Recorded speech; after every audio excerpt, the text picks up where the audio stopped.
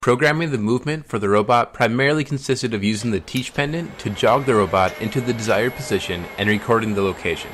The robot has a servo motor controlling each axis of movement with an encoder on the end. The encoder sends the information of the position of the servo to the controller, which records the data. However, for this next movement, I used a subroutine that started with the position of the workpiece over the infrared sensor. The goal was to find the start of the slot along the edge of the workpiece. It was important to find the location of the slot so that it could be matched up to the extruding peg in the workpiece nest.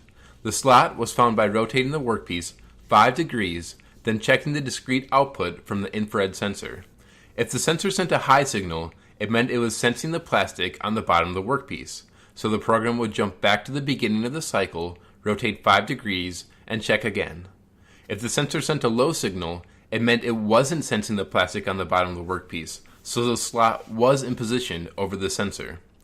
Once found, the program used some math instructions to add the change in the location to each axis to position the workpiece in the desired orientation above the extruding metal peg before descending and releasing the workpiece.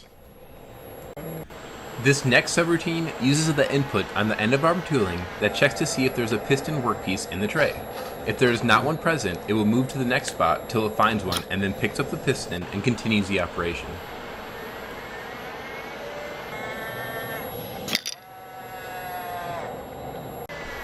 Other subroutines use the controller's digital outputs to engage and disengage solenoids that control various directional control valves to move pneumatic actuators.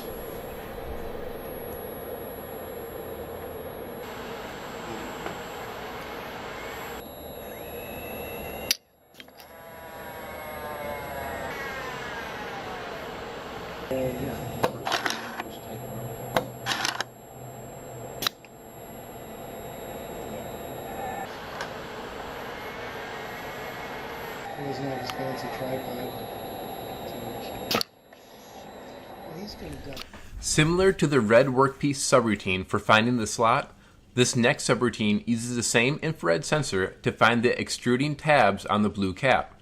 It was important to locate the location of the tabs of the blue cap so that it could be matched to be set in between the tabs on the red workpiece.